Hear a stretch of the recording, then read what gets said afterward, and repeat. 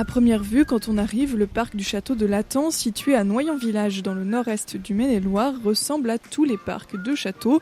Une allée sablonneuse bordée de platanes, une cour d'honneur en forme de fer à cheval. Mais quand on y regarde de plus près, le parc recèle quelques secrets. Secrets que Patrice Defoucault, propriétaire et président de l'association du château de Lathan, va vous dévoiler lors d'une courte promenade. Donc là, on est donc face au canal qui fait 500 mètres de long, qui a été restauré après, on va dire, 10 ans de travaux, 50 dossiers, 50 travaux. Et puis, Seine-Gloriette, qui est le garage à bateau, qui est donc l'extrémité du canal. Tout est restauré, sauf l'intérieur du petit salon, mais le balcon existe, voilà, pour avoir la perspective quand on est à l'autre extrémité. On voit le jardin à la française qui commence aussi. Voilà, donc vous avez la lecture, parce que sur la partie gauche du canal, c'est ce qu'on appelle le tapis vert, c'est une double rangée de tilleuls qui sont là pour souligner ce canal.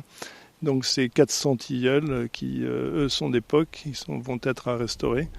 Et au milieu, c'est donc une partie prairie qui est tondue aussi régulièrement. Le parc du château de Lathan est ouvert au public, bien évidemment. Vous recevez à peu près combien de visiteurs par an ?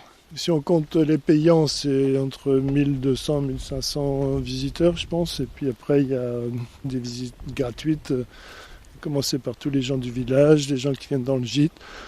Et puis, voilà, selon certaines occasions aussi, quand c'est pour quelques réceptions, on ne compte pas tous les gens qui viennent. Mais sinon, c'est ouvert tous les jours de Pâques à la Toussaint, sauf le mardi. Le reste de l'année, c'est le jeudi, vendredi, samedi, les jours fériés. Voilà, avec un accueil organisé bénévolement par les associations, accueillant le château, où on distribue un plan pour visite libre.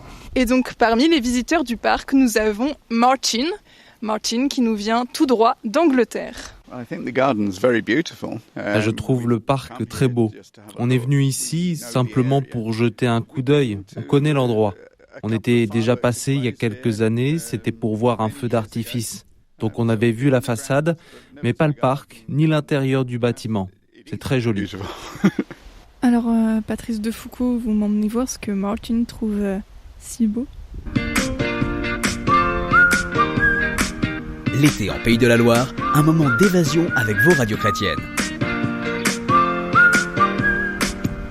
On arrive à la double rangée de tilleuls, la première qui borde le canal, qui normalement sont taillés en cubes tous les ans, c'est partie précieuse, mais il y a beaucoup d'arbres qui arrivent à maturité, donc il faudra repenser des replantations de certaines parties du parc. Certaines ont été faites, mais d'autres restent à faire.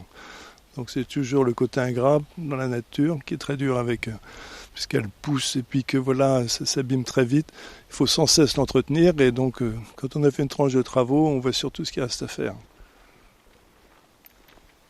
Et donc là, vous m'emmenez où exactement Donc là, je vous fais longer le canal, donc c'est 500 mètres. En fait, il y a 1 kilomètre entre le portail de la cour des écuries et le portail de l'extrémité est.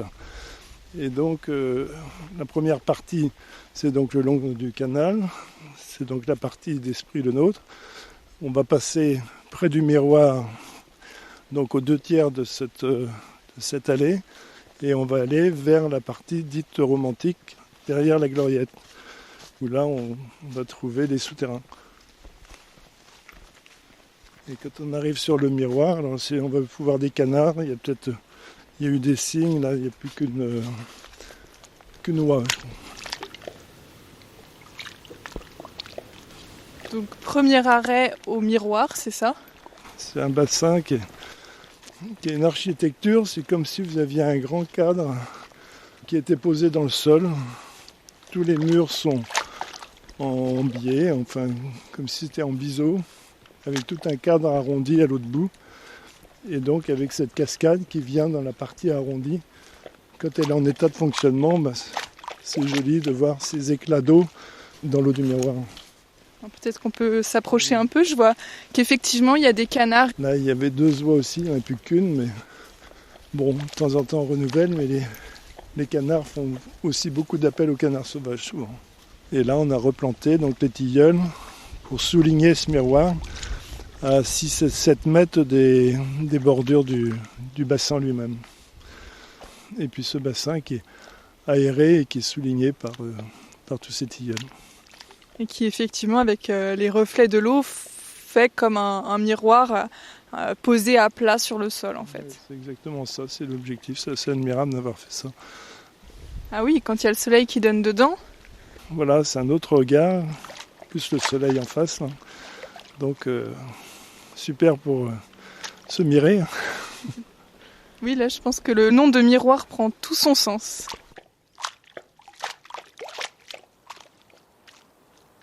Donc on reprend notre petite balade au travers du parc de Lathan pour se diriger vers la partie romantique du parc.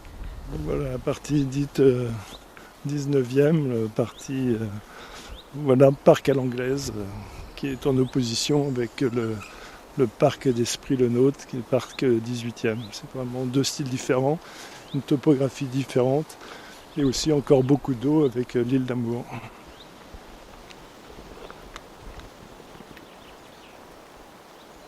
Donc là, vous voyez que c'est plus du tout la même ambiance.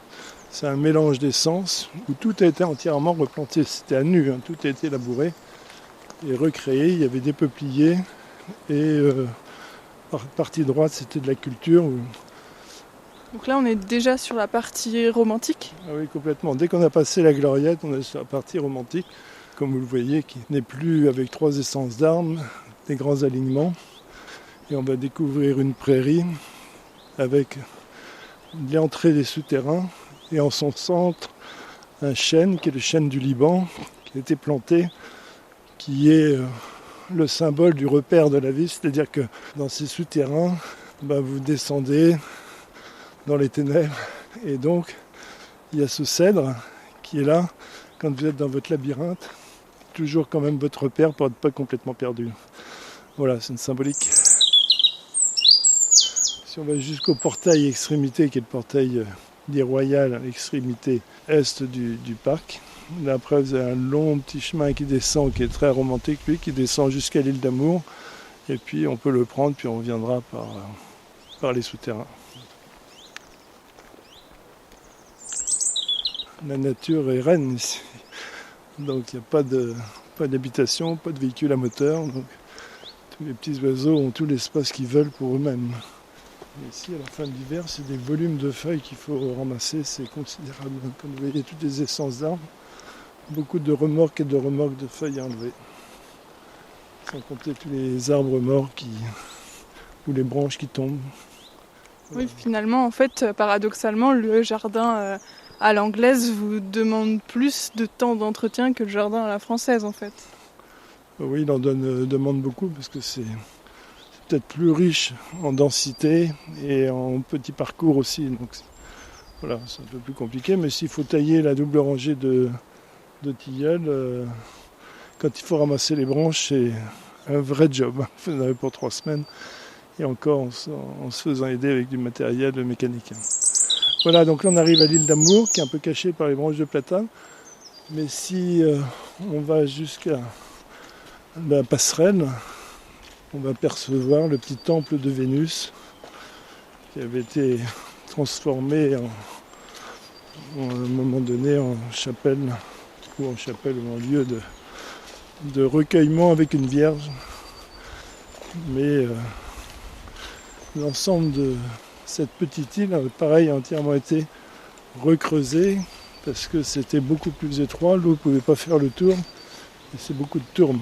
On va traverser là parce que si vous apercevez le petit temple, la petite construction qui est là, qui est faite d'ailleurs, construite avec tout en pierre et c'est surtout du falin taillé. Voilà, c'est pas très grand mais c'est une petite architecture très originale et très particulière. Et le cèdre du Liban, vous l'apercevez là-bas. Donc c'est toujours votre père, vous n'êtes pas perdu que voilà, votre parcours du tendre, il est là, il vous attend.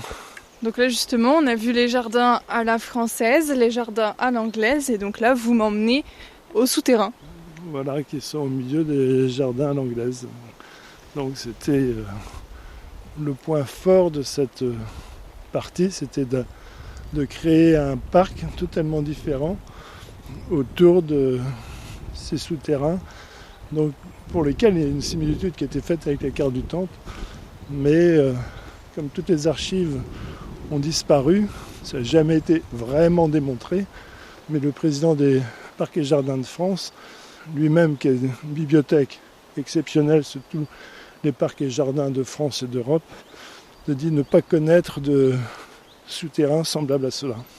Alors peut-être on peut faire aussi, avant d'entrer dans les souterrains, une rapide explication justement sur ce que c'est la carte du tendre de Mademoiselle de Scudéry. La carte du tendre, en fait, c'est un roman qu'elle a écrit et dans ce roman, elle explique le parcours de l'homme et de la femme à travers des sentiments, c'est 37 sentiments, qu'elle exprime à travers des noms de villages. Donc il y a toute une carte avec ces noms de villages qui ont chacun un nom de sentiment. Voilà, donc on pense que c'est la symbolique de ces souterrains, c'était de représenter ce parcours qui peut être présenté comme un parcours galant. Et là, on descend donc un petit sentier qui nous mène directement au souterrain, donc la première arche, et il fait déjà très sombre. Il fait déjà sombre, mais vous allez voir que vous êtes éclairé, vous allez vite vous habituer. Mais là encore, on est descendu parce qu'il y a la sortie normalement vers l'île d'Amour qui est beaucoup plus prestigieuse que les autres. Et là, si on prend sur la partie droite, donc là, ce petit carrefour, normalement, il devrait y avoir un banc. Vous faites le point sur votre regard de la vie, puis vous avancez. C'est très sinueux, vous ne voyez pas très loin. Vous voyez que là, c'est très sinueux, mais malgré tout, c'est éclairé, donc tout va plutôt bien. Et puis, vous allez arriver dans une partie, si vous faites abstraction, vous arrêtez là. Il n'y en a plus qu'un tout petit au-dessus de la tête, donc juste c'est la partie de la déprime. Et si vous repartez, c'est la sortie vers l'inimitié, mais vous voyez qu'il n'y a pas cette sortie prestigieuse comme pour aller vers l'île d'Amour. Vous sortez tout de suite brutalement, directement vers l'extérieur, vers le jardin de l'Orgueil. Je m'attendais à quelque chose d'un peu plus labyrinthe, avec plusieurs embranchements, parce que finalement là ça fait un cercle, on retombe toujours sur nos... C'est un seul souterrain qui a une forme de cœur en fait. Je ne sais pas si vous avez fait attention sur le plan tout à l'heure. Le symbole des sentiments, c'est le cœur.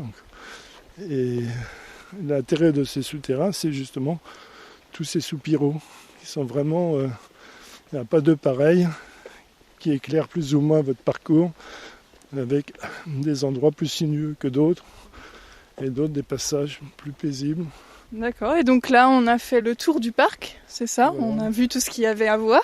Reste le Trianon, la partie littéraire, qui est un peu perdue, pas très loin du parking d'ailleurs, mais qui normalement se trouve aussi dans une zone forestière.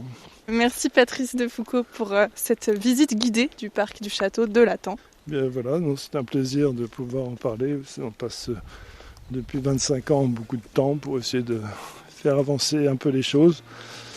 On en fait, il en restera beaucoup, il faut en laisser pour les autres générations. Mais en habitant sur place, c'est la motivation qui nous anime. Donc voilà, il n'y a pas de fatigue.